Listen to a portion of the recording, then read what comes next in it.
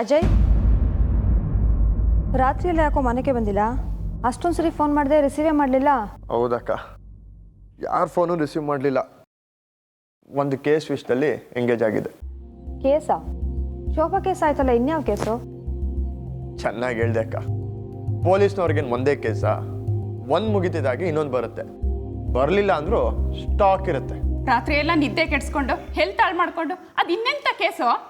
ಅಮ್ಮ, famous singer ಕಲ್ಯಾಣಿ ಅವ್ರ ಸಾವು ಅದೇ ಕೇಸು.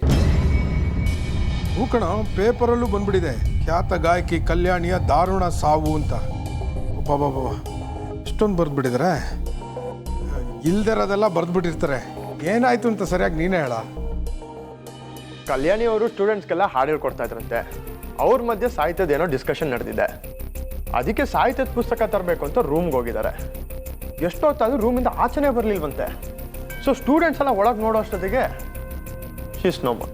ಅಯ್ಯೋ, ಕಲ್ಯಾಣಿ ಅವರ, she is my favourite singer. ಏನಾಯ್ತಂತೆ? ಹೇಗಾಯ್ತಂತೆ? ದಿವ್ಯಾ,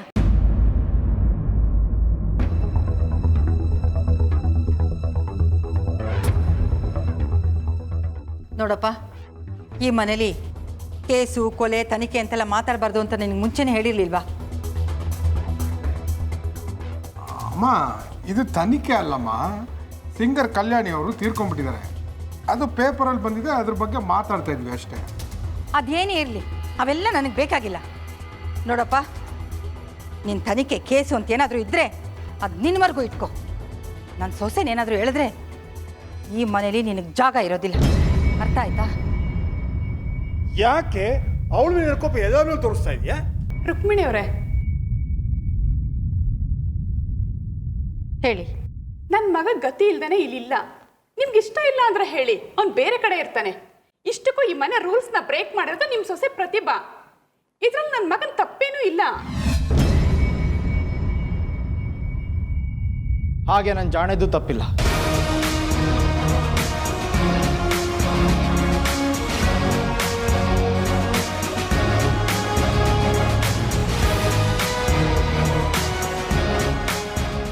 ಪ್ರಶಾಂತ್, ವಿಷಯ ಗೊತ್ತಿಲ್ಲದೆ ಪೆದ್ದಾಗಿ ಮಾತಾಡ್ಬೇಡ್ವೋ. ನೀನ್ ಹೆಂಡತಿ ನಮ್ಗೆ ಯಾರಿಗೂ ಗೊತ್ತಿಲ್ದಂಗೆ ಪತ್ತೆಗಾರಿಕೆ ಮಾಡ್ತಿದ್ಲು, ಗೊತ್ತಾ ನಿಂಗೆ?